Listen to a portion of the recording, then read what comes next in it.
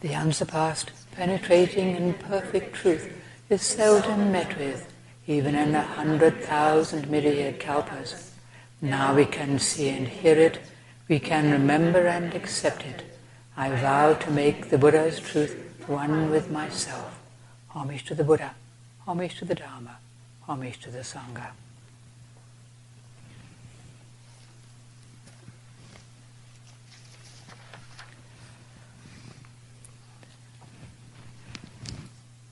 With the ideal comes the actual. Somebody asked me to talk about this. Many of us are very familiar with this expression. I feel like I'm in a tin box. Am I in a tin box?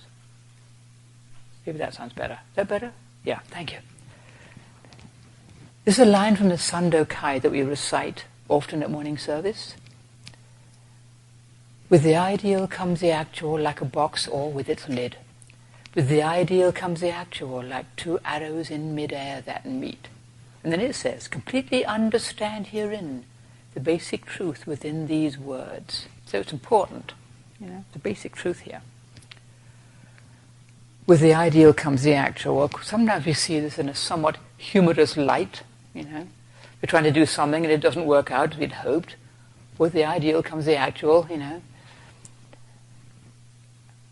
Just like today. I was working on this talk. I got the time wrong. Suddenly there's a chaplain at the door and I'm not ready. So I had to finish it up, print it out, run out of paper, get more paper, all this. And I just thought, this is classic. With the ideal comes the actual. There you are doing your talk, and suddenly there's daily life, just like life. And it kind of puts things in perspective, and you think, well, with the ideal comes the actual. Here we are, it's all just together like this. It's never going to be perfect. Things go wrong, the unexpected happens, and it's fine. We just deal with it and go on. And it also means that what actually happens may be just what we need. With the ideal comes the actual. With the actual comes the ideal, in a sense. You get this thing happen, things don't turn out as we'd hoped, and we see that we've been holding on to some unrealistic expectation. And we let it go with any luck. Or we might get sick, and our illness gets our attention. And we have to realize we have to do things differently. Our values change, our goals shift, because we can't do things the way we used to. Life teaches us wisdom, in a word. We just realize there's things more important than my little agendas. But really, this expression, or this phrase, with the ideal comes the actual, goes a lot deeper than that as well. Sandokai, the scripture it comes from. The word means, Reverend Master never translated it. She didn't want to translate it. But some people do. And is sometimes translated as the song of the one and the many. I rather like that. Or the harmony of difference and sameness. Meaning, the ideal and the actual, the difference and the sameness, the many things and the one great thing are completely together, intertwined, just like this. You can't have one without the other. Now, the ideal doesn't mean what we think it means. It's not some kind of pinnacle of perfection that we're trying to get to. Something that we aspire to in this mundane world. It actually points to something beyond our mundane world. And yet is very much within it. With the ideal comes the actual. This very world we live in, and that which is greater, the ideal, the absolute, however you want to put it. And that's the basic teaching of this scripture, the Sandokai, that the truth is right here, right now, within our daily life, not somewhere else that we're trying to get to. Very, very helpful and essential to our practice, actually. So here's our quote again. With the ideal comes the actual, like a box or with its lid. With the ideal comes the actual, like two arrows in mid-air that meet. The box and its lid fit perfectly together.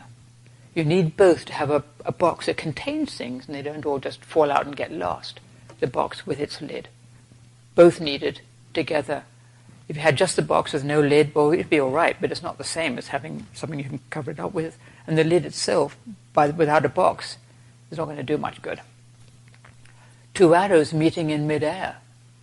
That's a common metaphor you find for a skill that goes beyond the ordinary. It means you have two archers shooting arrows from opposite directions, and how somehow they manage to make their arrows meet in midair. Well, I don't think anybody could actually do that. It's like an impossible thing. But life does sometimes do that. It gives us exactly the thing we would need, and we could never figure that out. We do not have that kind of skill to make the arrows meet in midair. This thing needing something, and this thing that comes to meet it, whether it's for what we want or what we'd rather not have, but something that actually is exactly what we need. We couldn't figure that out, but somehow life does that. Sometimes we just get exactly what we need in unseen ways. Well, with the ideal comes the actual, and our present world seems anything but ideal, full of suffering, problems, and awfulnesses. And the actual, real, what is happening is right in our face. So how do you reconcile the ideal and the actual? How do you do that when you see all the suffering and all that? It's not a matter of just dismissing things and saying, oh, well, everything's fine, it's ideal, I just need to sit and have a quiet mind. It's easy to say that when you're not suffering a whole lot. Maybe just a little discomfort. But actually, it's not the way, that's not the intention. To just sort of blow things off and say, oh, well, it's all fine, That's not the thing. The Buddha doesn't do that. He would actually treat people with great kindness as they came to him. He doesn't just say, well, just sit, everything will be fine. He would give people really good, specific advice about their lives, whether they were, housewives, monks, kings, farmers. He would help them with their life. He didn't just say, oh, just sit and it'll go away, or don't bother about it. But we can also step back a little and allow our view to widen, to embrace the bigger picture, which embraces all of that. Because the Buddha did that too. He had a very deep and wide view within which all these little things would take place. This world is the world of samsara, the world of wandering, which is what apparently samsara means. It's also called the world of patient endurance. And we know why, because often we have to endure things patiently. It's always been like this. It's not like it's suddenly, it's all been fine and now suddenly it's awful. It's always been hard to live in this world in one way or another. And the suffering itself teaches us how to do things differently, how to have compassion. We make horrible mistakes, we learn something, The world may have always been this way, it's always been a world of suffering, but individual beings learn to do better. They learn to learn from their mistakes. You do something dumb, you learn something, you do better next time. And I'm sure this is so, but it might not be obvious because we see this world of awfulness. But individual beings learn. We learn. We have learned. Some of us are probably a little wiser than we were a few years back or many years back.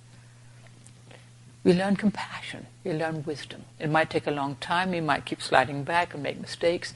And yet we do learn. Beings learn. Even ones who seem to be doing terrible things eventually learn to do better. I'm sure they do.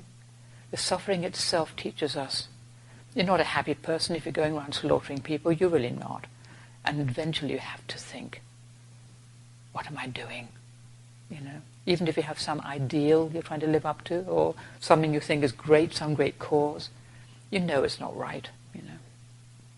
Many people in prison, look back at the things they did and say, I wish I could do that, have that time again so I wouldn't do this.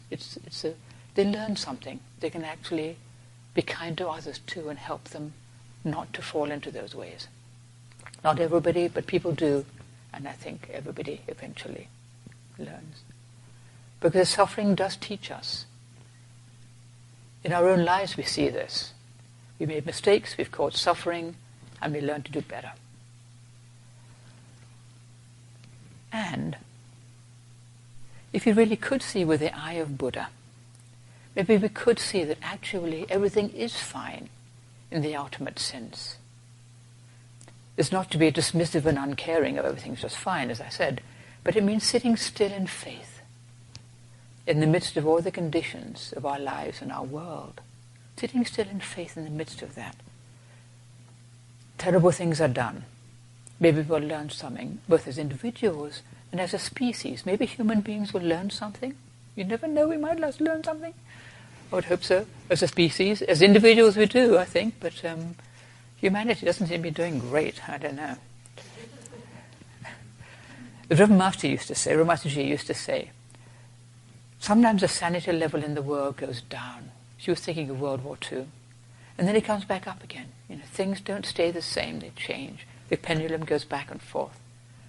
Nothing stays the same forever. The balance shifts, which is an encouraging thought. It doesn't just keep getting worse and worse and worse and worse. Although sometimes you wonder, but it does actually change. And people change, we change. So, with the ideal comes the actual, the one and the many, the absolute and the relative, all is one and all is different. These all mean the same thing. There are many ways to describe it. You need both the ideal, like the absolute as it were, and the actual, the daily life. The box with its lid. They work together perfectly, and you can't have one without the other. You can't just live in the ideal. All is one, you'll eventually run into the wall. Because to try to do that, you're seeing with only one eye. You're not seeing the whole picture. Just saying, oh, everything's fine. It's not, actually, in many ways. And yet, who knows? Living in the world of human beings and other animals, all the conditions of our lives, we can't ignore it, We can't pretend it's not there. It's all very much there. Other beings, us, our suffering, their suffering, old age, sickness and death, all the stuff that happens. And neither can we live in the all is different. Everything is just the little details of our lives, and there's nothing more than that. We need to remember the bigger picture, the great matter, that for which we train, Buddha nature, however you want to call it, within which all of this takes place. It all takes place within that great thing. You need both. Otherwise you just get lost in the details, just get drowned in the delusive world, pulled back and forth by all the little things that happen to us. And we might despair and forget to look up and see the great sky that embraces all of it, the great benevolence that embraces us all our stuff, all our mistakes, all our foolishnesses, all the horrible things that happen. There's something that embraces all of it. And we need to bear that in mind so we don't lose sight of that and just drown in the details of life.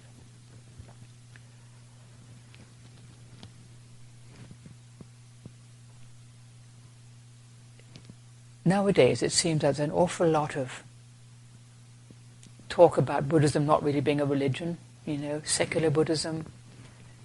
I just want to have a quiet life.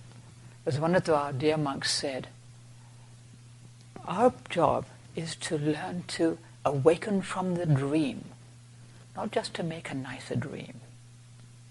Something to bear in mind.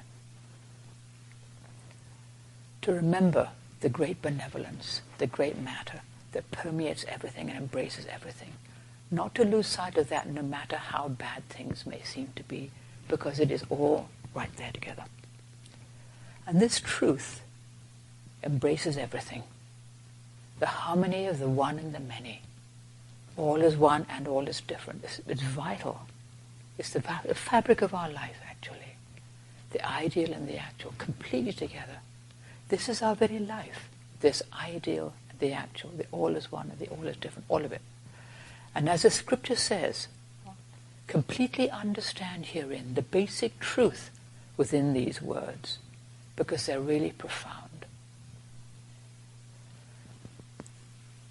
Well, we've just recited the Shushogi. And as it says, The life of this one day today is absolutely vital life. It's the only life we have, the only day we have, the only moment we have, right now. Absolutely vital life. This is it. This is our life. It's not somewhere else. Right here, with the ideal and the actual. To accept it completely, just as it is. Our little cat bawling outside, and here we are doing the Dharma talk. It's all just there together. All the little problems and the joys and the difficulties, all of it right there together. And it's the manifestation of the life of Buddha. It's the very thing. It's not something separate. It's all right there together for us.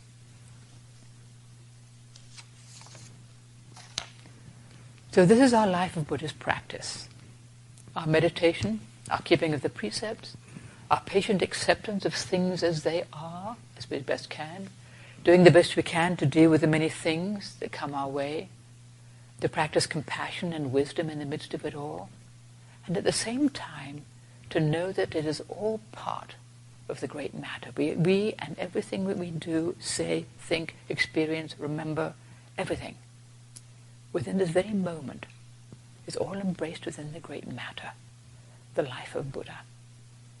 The life of this one day today is absolutely vital life. It's what we have, and it has everything we need right there. Nothing missing, nothing gone. No matter what it feels like, sometimes it's horrible, sometimes it's lovely, sometimes it's just normal. It doesn't matter. It's all part of that great thing, all there right together. And that's our talk for the day.